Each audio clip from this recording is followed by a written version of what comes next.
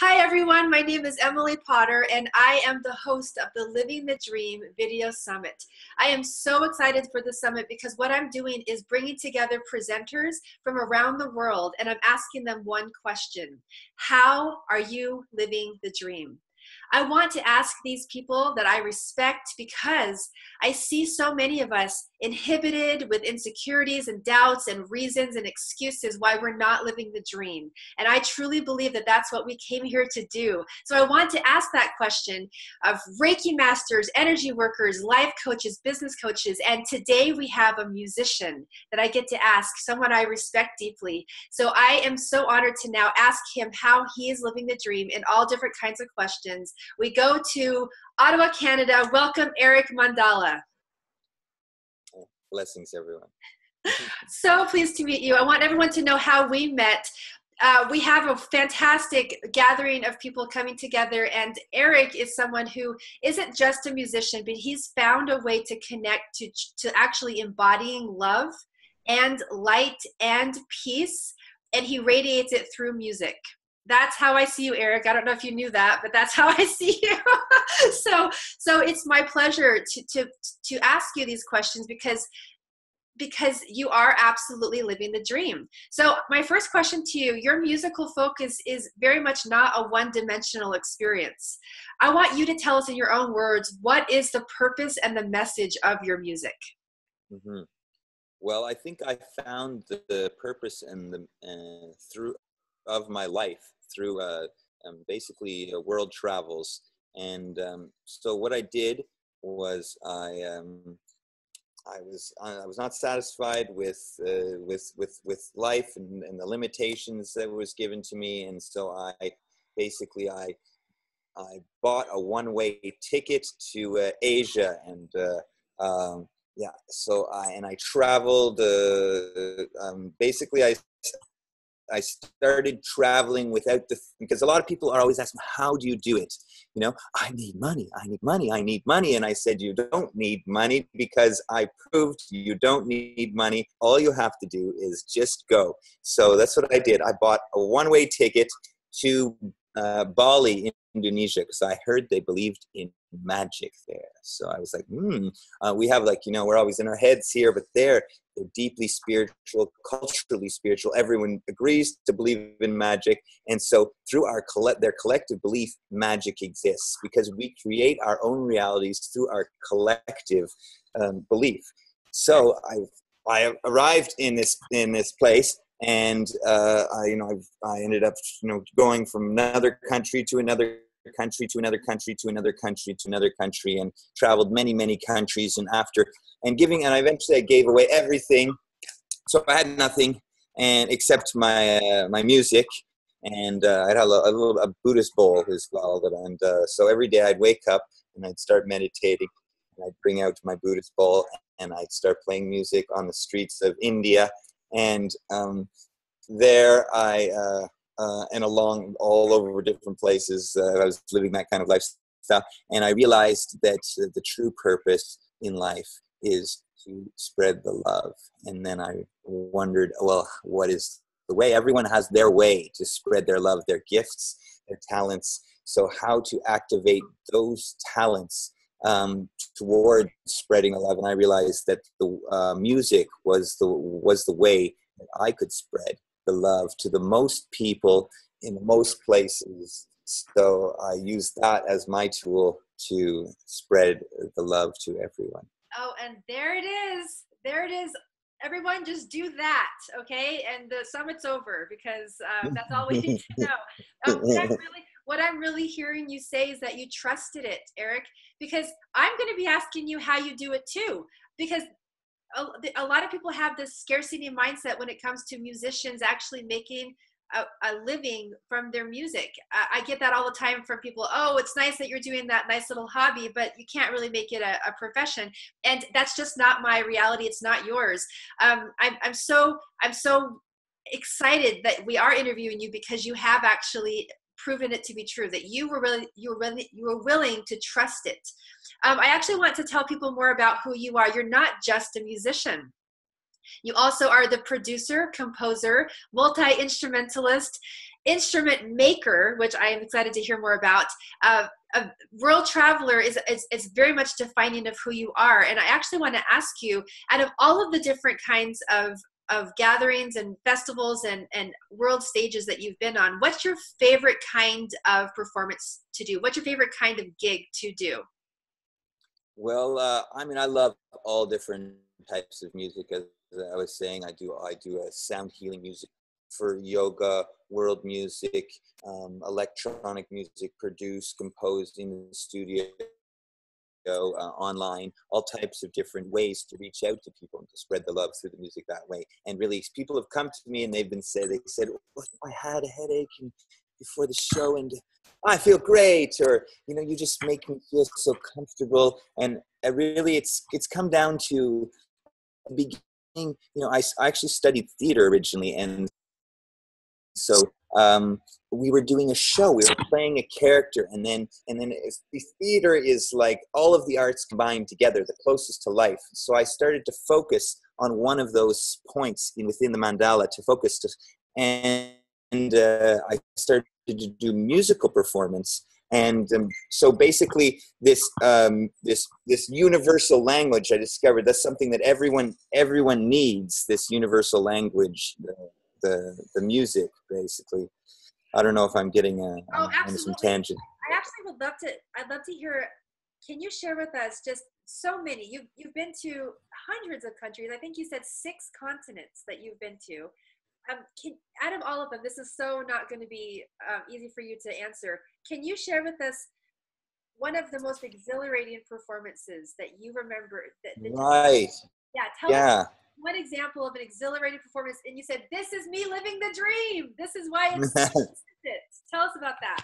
Well, I love people also who I personally enjoy people who are moving and vocalizing, because I think that's one of the most activated states. We're moving together as one, and we're vocalizing together as one. So that's those have been always my best. And the larger the group of people that are all activated together and are all moving together as one, and basically it's the performance. It disappeared. There is no more performance. There is only being yourself, to be in your true self, and to be like a channel for the universal energy to move through you and to activate and to inspire all people to also be their true selves. So we're all being our true selves and being our higher selves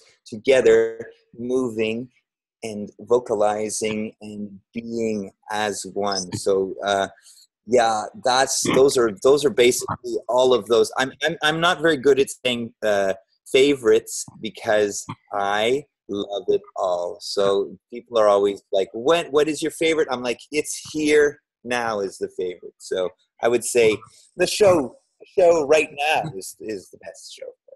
This is my main reason why I wanted to interview you. I wanted people to see how alive you are from within. This is what it looks like for someone who is eliminating the barriers and saying, I am living the dream. So I want to thank you for living the dream, Eric. I know that's a basic at this point. I'm so grateful because this is what you came to Earth to do. So I want people to see this and let that just the being of who you are actually be inspirational enough, and then all the words can just float there with everything else. I want you to take us back in history when you first started, and it was maybe not as easy to trust that the universe was going to take care of you. That money really, you were really just hungry because you didn't have the money. Can you share a pointed moment for you where you made a breakthrough that might be useful for people who are listening to you now? Well, I think it's making yourself clear. Once we make ourselves clear, then it makes empty. The emptiness creates a vacuum, and the vacuum brings that infinite abundance reality that is our birthright. So I came out, I think I was up in the Himalayas, and I was doing some Vipassana meditation up in an ashram in the mountains, and I had never been silent. I'd never not done music for that long, but you realize that music is not just sound. Music is also the space in between the sound. It is the silence that is. So to be in silence cleans us and focuses us, and also the I am.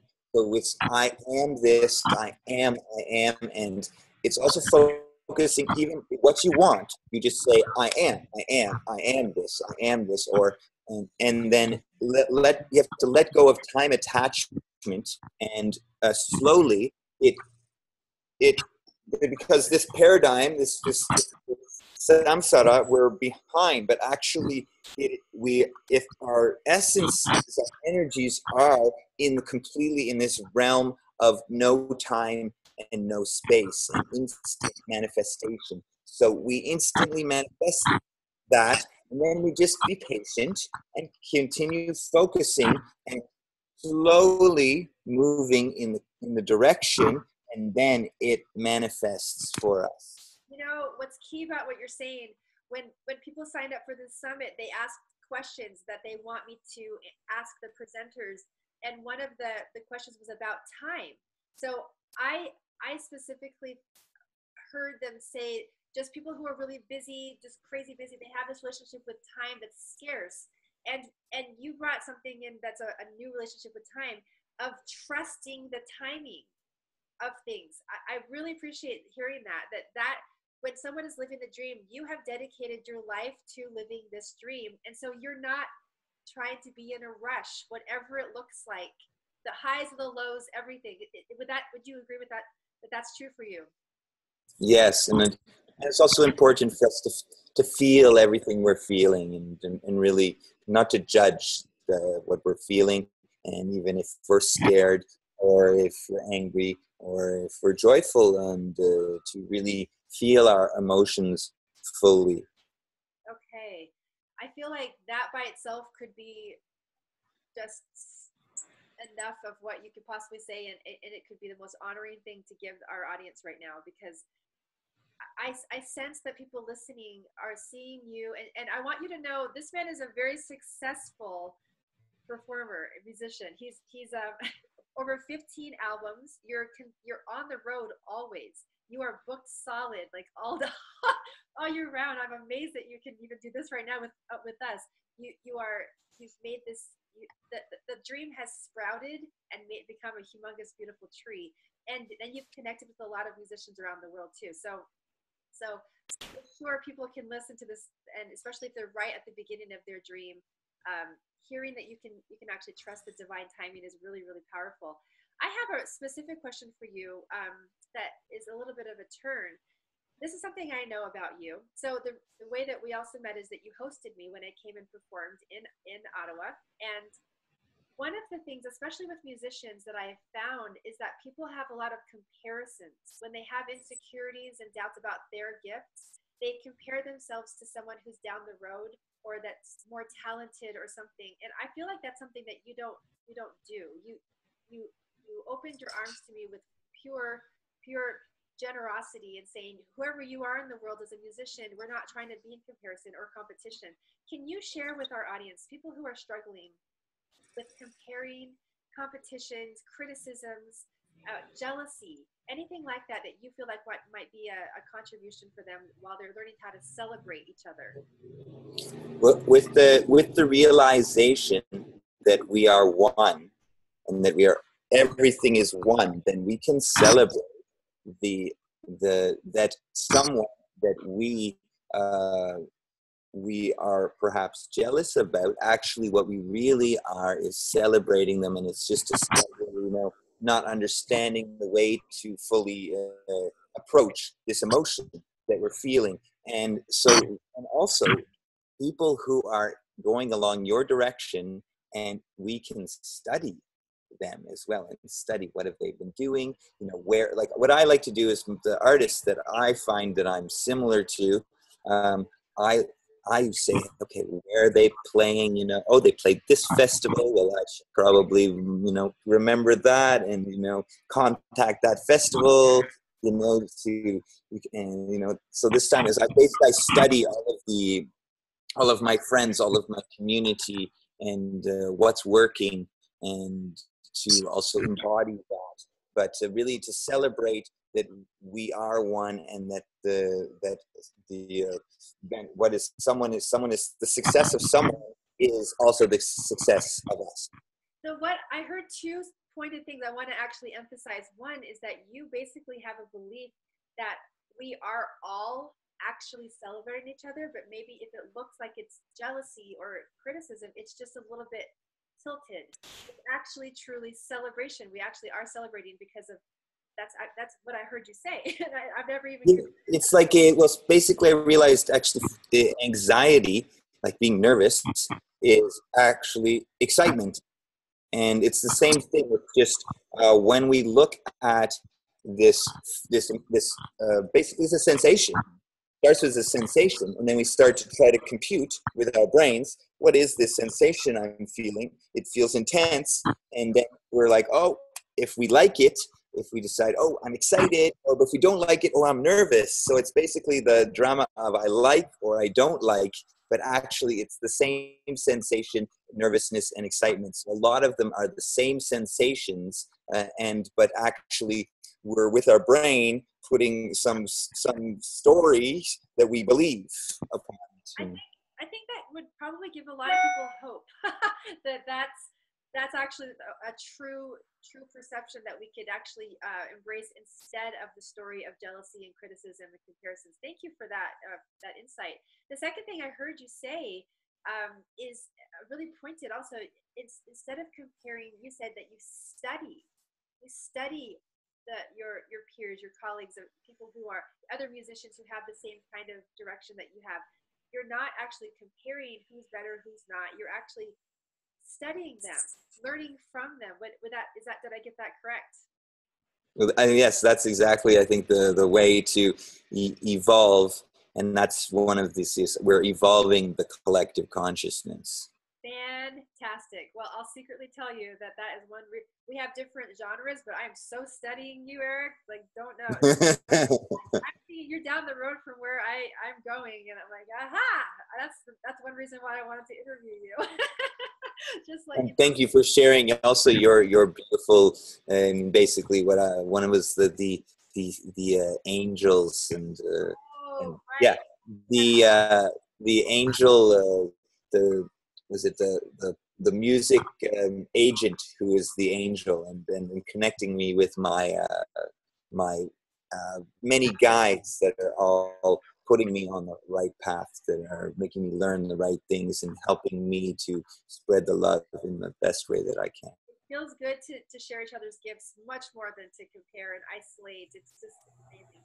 I want you to tell a little bit more, because it is such a unique talent that you have. Tell us more about the African harps that you build, and that people actually can purchase them from you. They might not know someone who knows how to make handmade African harps. Is that right? Is that yeah, these are handmade African harps, and I found them in Africa on some of my world travels, and to make this the connection of building your own instrument would have been a very important experience for all musicians. So I teach workshops so for people can actually come and build their own instrument with me, and also if people would like to are too busy doing other things, I can also custom make. Basically, it's like art that sings. They're like my children, really, you know.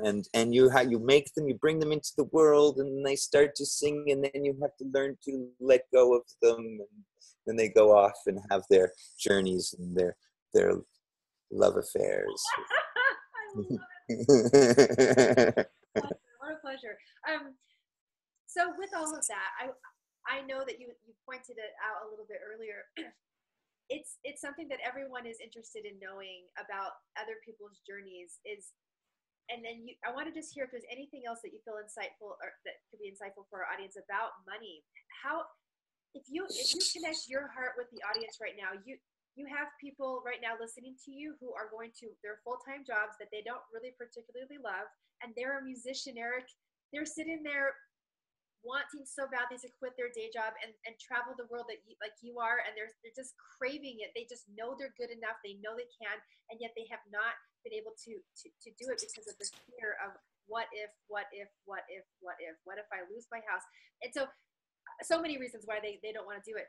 What would you say to someone? How can someone have a more divine and empowering relationship with money in living their dream?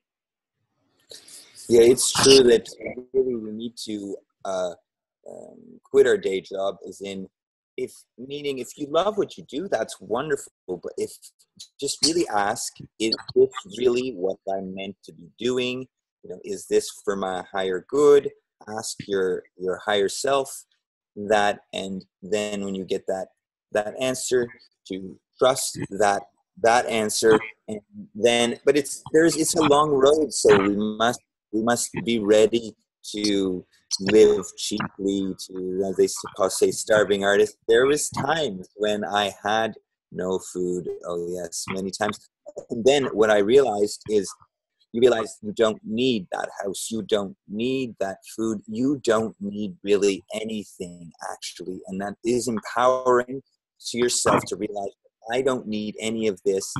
Some of the funniest times in my life have been when I had no money at all, and I just had to go with the flow. And if I was a musician, for example, I would play music until the story I was telling you, I was in Vipassana meditation, came out at the end, and I walked out playing music, and I was hungry, and someone ran up to me with a plate of food, like right out of the ashram. And it was just over and over, it was shown to me that the universe serves you, the universe serves you, and all you got to do is just learn how to serve it, to quote one of my old songs from the 90s. That what I heard from that is so many things, but just those moments of just allowing yourself to eliminate that thought of what if. It didn't, in those moments, there was no what if for you. You were going this way, and that meant being hungry. That meant being not knowing where you're sleeping. You were going that way. There's no what ifs. I know where I'm going, and I'm willing to do what it takes to get there. So I'm seeing there's patterns everywhere that I'm interviewing people. That's something that is pretty unified as a role model. So I want to ask you, people are going to be very interested in getting your music because we've been building it up, and it's well worth building up. So tell us, where can we find you? Well, you can get my music all over. I just say, if you want my music, just search Eric Mandala, Google, buy music. You can get it. A lot of the things we have it on these days is Bandcamp. A lot of new stuff's up on Bandcamp, but you can also, I have a website, ericmandala.com, where you can get my music there. iTunes has my music as well. And there's probably a list of 20 to 30 different places that you can get my music. And there's also a lot of free music out there that you can listen to, and mostly streaming this music, like on SoundCloud, Reverb Nation, or all kinds of places. Just basically, Eric Mandala. Search Eric Mandala. I want the music, and you're going to get the music if you really want the music. We'll put the links down below, so it's very easy for people to just click right on. It's a beautiful website, by the way. So you're also giving a free gift to this audience. Will you tell us what that is? Well, I'm going to give you some music, of course. So yeah, we'll have some free music for you to download as well. Fantastic. So people who want to sign up for your email list to know where you are in the world, they can come see you at festivals and all different ways to get to know who you are as a person and as a musician. Then you can sign up for his email list, and then get the free gift of one download or whatever, however you decide to. We're going to make that really easy for people. Eric, it's an absolute pleasure. Thank you for living your dream. I honor you and your dreams so much. You are radiant, absolutely radiant. Even in that And you too. Thank you so much. We are mirrors. Yes, we are. Yes. And I hope to continue to support each other in all ways we can, because it's a pleasure. Mm-hmm. Maybe I'll see you soon. Yes, most likely. You know, we're both traveling through, so we'll go like that. So, No, I think I'm flowing down in your direction there from Canada. We're heading down in a couple of weeks. Been playing around here, and we were just playing in Mexico, in Guatemala, and Costa Rica, and so we're coming down for a little tour in the States, and yeah, we're open to more bookings. So just contact me, and we can throw something together if I have free time to come to you and play in your neighborhood. absolutely. That's an invitation for everyone listening, that he is definitely ready to at least explore the possibility. You have a very tight schedule, but you're very open to possibilities, I know. So that's wonderful. So thank you. And I also want to thank the audience for listening and tell you a little bit about me. What I'm doing here is all within a gift economy model, which means that I specifically wanted to eliminate money as a barrier in living my dream. So I'm asking the universe to support it, just the same as some of these presenters. And so I'm saying to the universe, if you get to be the ears and the hands and the hearts of the universe, if you know that you get to give in return to me because of this summit and the things that are inspiring to you, then check me out. I have the link to my Patreon account, and you're welcome to support me in that way too. I receive gratefully, and I can continue to do the work that I'm doing and to live my dream as well. So thank you so much for joining us. And Eric, thank you. Have a wonderful day. You too. Blessings. Much love.